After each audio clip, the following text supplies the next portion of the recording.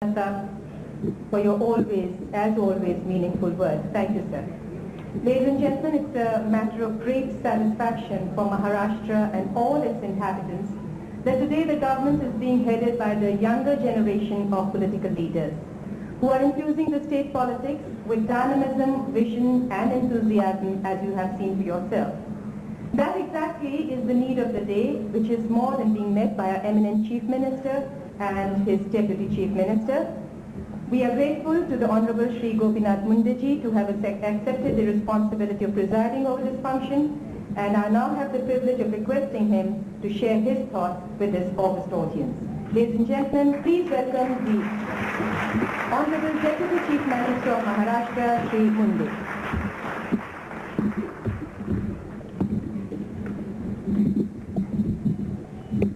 माननीय मुख्यमंत्री श्री मनोहर जोशी जी, मैं राष्ट्र भाषा में बोल रहा हूं।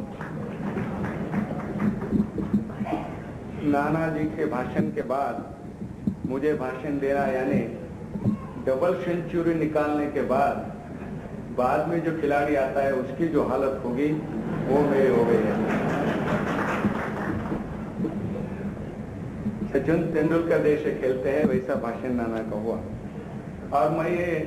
और दूसरी चिंता मेरे लिए ये है कि हम 3 घंटों से मंत्रालय में नहीं हैं। वहाँ अच्छा कारोबार चल रहा है, ये ठीक नहीं है, हमें वहाँ जल्दी जाना चाहिए। मैं नानक रूपानी जी का और उनके साथियों का अभिनंदन करता हूँ कि गत 12 सालों से इस कार्यक्रम को वो चला रहे हैं। जीवन के विभिन्न क्षेत्रों में जो गुणवत्ता प्राप्त है उनका यहाँ अभिनंदन होता है, उनको अवार्ड दिया जाता है। ये अवार्ड आज प्रदान किया गया, उन सब का मैं अभिनंदन करता हूँ। मेरा ये तीसरा मौका है। जब मैं विधायक था तब आया था, जब मैं विपक्ष का नेता था तब भी आया था, आज उप मुख्यमंत्री के नाते आया हूँ। आगे मालूम नहीं, सेंटर में जोशी जी डरिए मत। मैं केंद्र में जाने की बात कर रहा हूँ। तो योगायोग अच्छा है कि जब भी मैं इस फंक्शन में आता हूँ तो मैंने देखा कि जनसभाओं की हमारी संख्या कम होती जा रही है, लेकिन यहाँ उपस्थिति कम नहीं होती जा रही। और गृह मंत्री के नाते मैं जानता हूँ कि इसका लॉ एंड ऑर्डर मेंटेन करना भी बड़ा मुश्किल है। इतने लोग आते हैं कि आज सिनेमा और नाट्यगृह भी हाउसफुल नहीं है, लेकिन ये कार्यक्रम हाउसफुल हो गया। यहाँ खड़े रहने के लिए जगह है। मुंबई एक हिंदुस्तान का छोटा सा रूप है। यहाँ कन्याकुमारी से लेकर कश्मीर तक के लोग यहाँ आते हैं और बंधु भाव से रहते हैं। वैसे अन्य प्रांतों का यहाँ पॉपुलेशन अब 50% से भी ज्यादा हो गया है। 1 करोड़ की इस नगरी में अब ये जरूरत मैं भी महसूस कर रहा हूँ, और जिस जरूरत को प्रमोद नवलकर जी ने ठीक तरह से रखा कि ऐसे ऑडिटोरियम की, ऐसे सांस्कृतिक भवन की मुंबई में बहुत आवश्यकता है।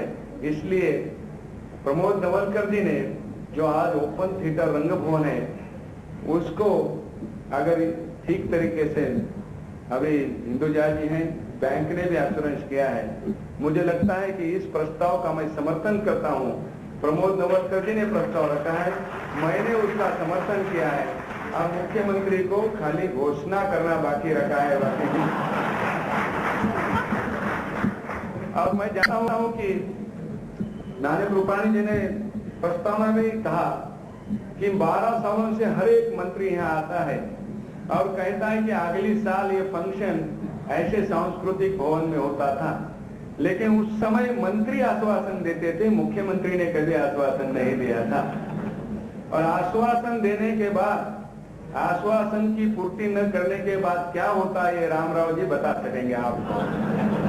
तो मुझे लगता है कि मुख्यमंत्री तो आश्वासन देंगे ही, लेकिन वो उस आश्वासन की भी पूर्ति करेंगे। और मुझे लगता है कि रंगभवन जैसी अच्छी कोई और जगह नहीं हो सकती। और मुख्यमंत्री जब फैसला करते या महाराष्ट्र मंत्रिमंडल जब फैसला करता है तो वो क्रिटिसिज्म से डरता नहीं है। अगर ऐसा होता तो हिंदुजा के साथ मुख्यमंत्री नए एयरपोर्ट का MOU नहीं करते। और यहाँ क्योंकि नए एयरपोर्ट की कितनी जरूरत है ये हम महसूस करने लगे हैं। और ऐसा एक क्रांतिकारी फैसला मुंबई नगरी के लिए काफी चीजें हैं जिनके बारे में महाराष्ट्र मंत्रिमंडल ने फैसला किया है और मुझे लगता है कि मुख्यमंत्री जरूर इस बारे में घोषणा करेंगे। फिर से एक बार मैं सबका जिनको अवार्ड मिला उनका सबका अभिनंदन करता हूं और आप सबको भी धन्यवाद देता हूं कि ये लंबे भाषण आप सुनते जा रहे हैं। इसमें मैं ज्यादा बोलकर आपका वक्त नहीं लेना चाहता हूं। फिर से धन्यवाद देते हुए मेरी बात को खत्म करता हूं और मुख्यमंत्री हमारे प्रस्ताव का स्वीकार करें ऐसी अपेक्षा करता हूं। जय हिंद, जय भारत।